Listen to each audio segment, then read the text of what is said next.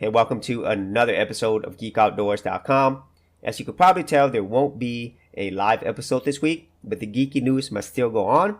And so today I'm going to be talking about Microsoft's Build conference, and then also Linux apps officially are going to be available on Chrome OS, and then some other geeky stuff at the end.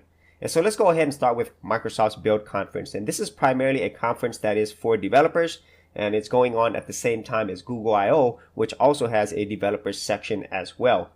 So looking at the announcements that Microsoft talked about, it's no surprise that the main subject and the main areas that they're focusing on is AI, or artificial intelligence. Now, this is something that I've said is going to be the main part of the future many episodes ago. So I've always stated that artificial intelligence and data is where the entire industry is heading, both in technology and even outside of that. And so here, Microsoft is primarily focused on their voice AI. Cortana is going to be working with Alexa. So that's going to be interesting because obviously Alexa is Amazon and they have their own AI service there as well. And so this will be interesting how they're going to work together. But it's not surprising because I will talk about Microsoft's overall strategy. And then secondly, we have their Azure cloud services that there's going to be having support for Kubernetes. And Kubernetes was actually something that was actually developed by Google, and that is primarily for Linux containers. And so that is something, once again, that is a partnership in a way because it was actually developed by Google, but now it's an open source thing.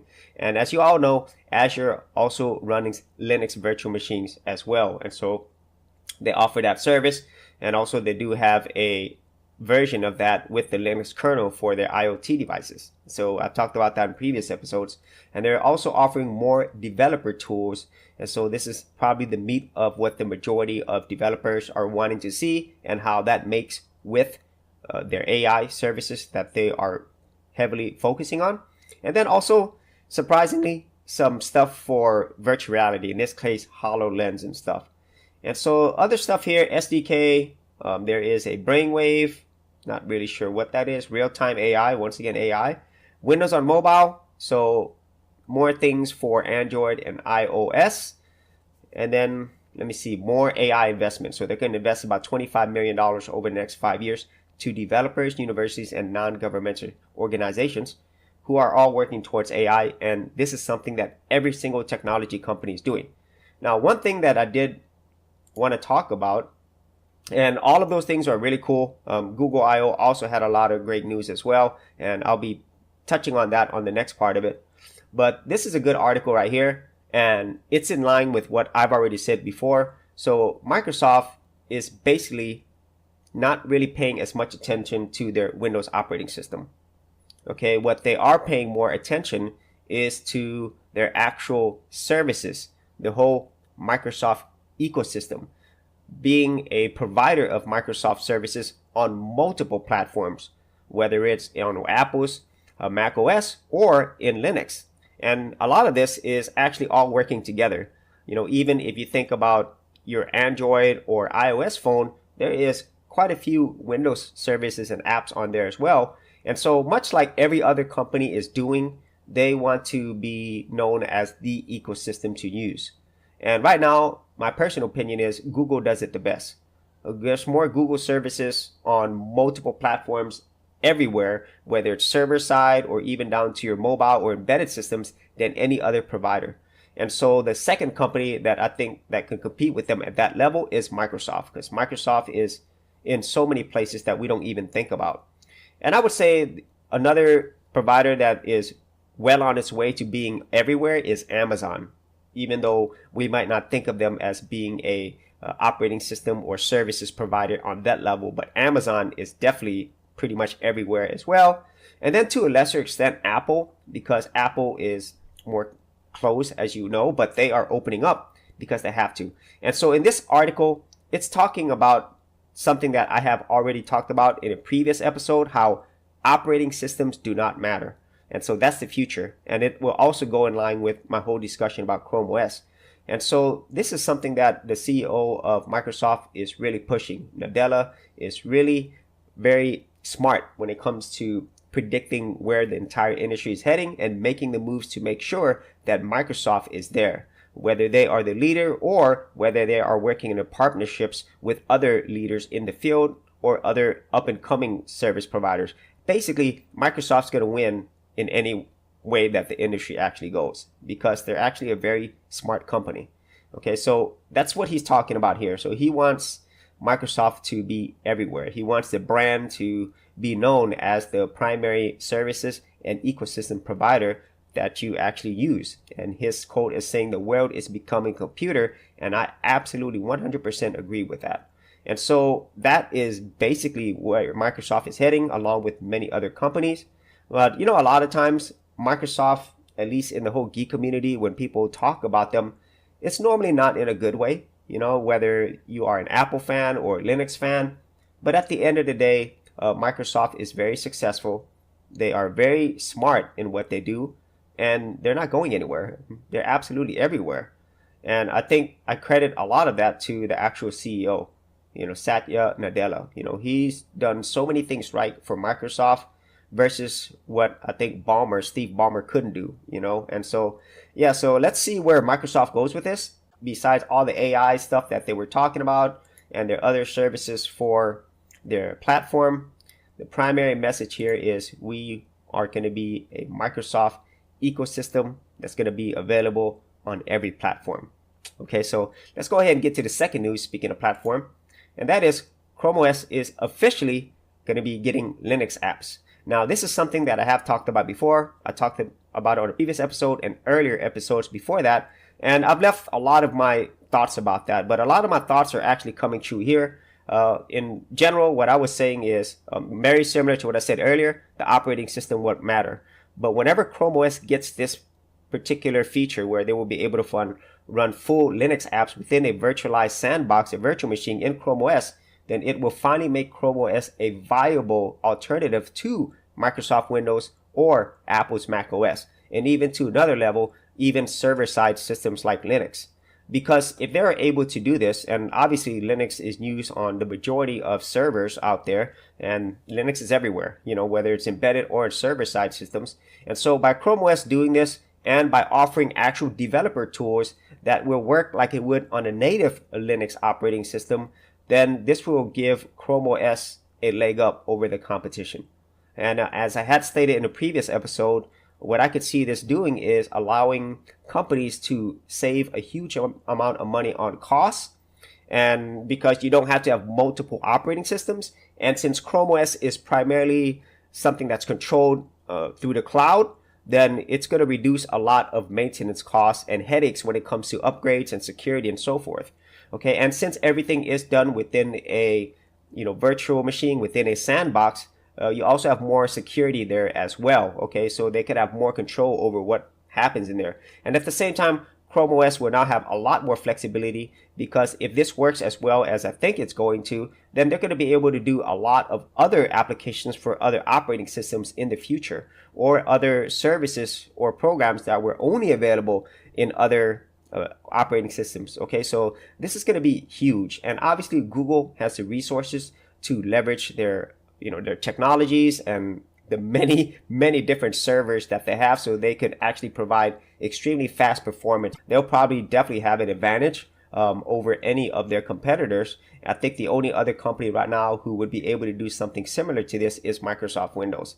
But unfortunately, Microsoft Windows, in terms of growth in their operating system, I don't think it's there anymore. And so once again, Google, they do have the advantage because their services, it's everywhere already. And so with Chrome OS, I think this will also help them in the whole education sector as well, and not only in the whole business sector, because a lot of schools, they have huge contracts with companies like Microsoft and Apple and Google. Of course, that's an area that there is a lot of money in. And so if they are able to provide this type of flexibility, then once again, it will replace a lot of costs of purchasing multiple operating system, purchasing multiple computer and services. Okay, and also once again, the whole administration of the operating system, you don't have to worry about that because it's all going to be done on the cloud. Okay, and so those are my quick thoughts on this. And like I said, I have talked about this before, and so I didn't want to rehash a lot of things,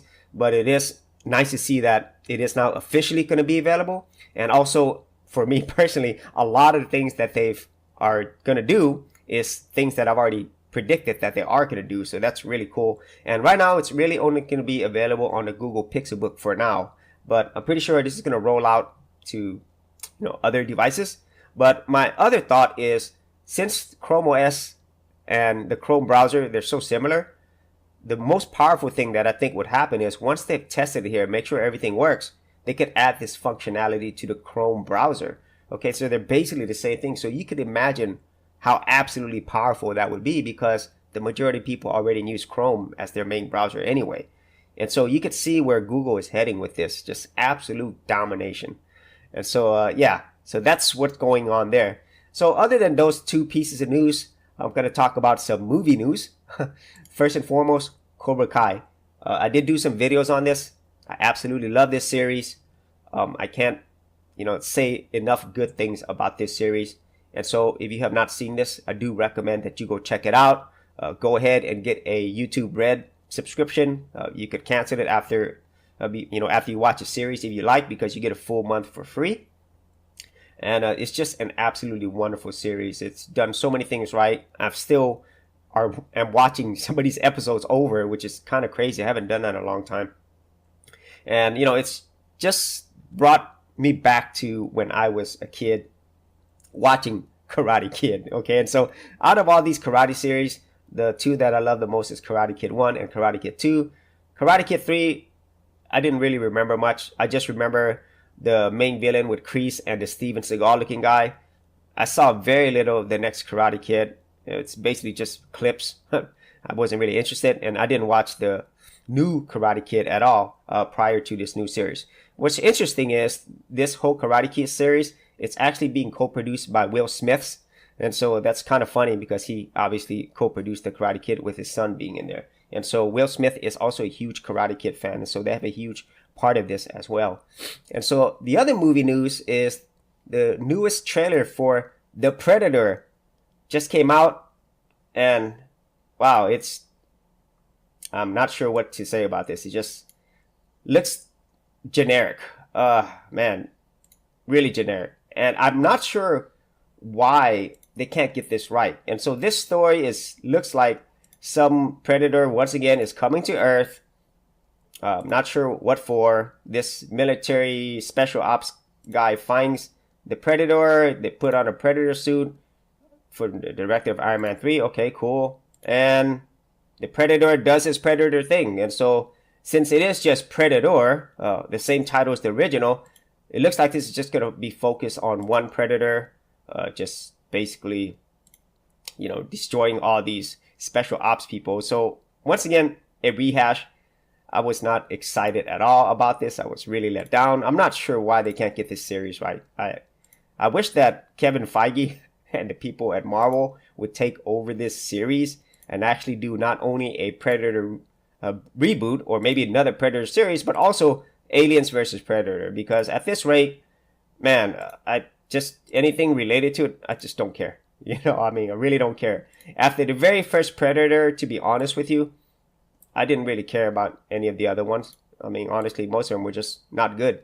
And so, so that's basically my rant on this new Predator trailer. And so that is it for this particular episode. So next week, we should be back for another live episode of Geeky News and Linux News. And so if you had any thoughts about anything I talked about today, whether it was the Microsoft Build Conference, whether it is the state of operating systems and ecosystems, or Linux apps being on Chrome OS. So thanks so much for watching, and we will see you on another episode of GeekOutdoors.com. Thanks for checking out this episode. And as always, if you like these videos, be sure to click on the subscribe button.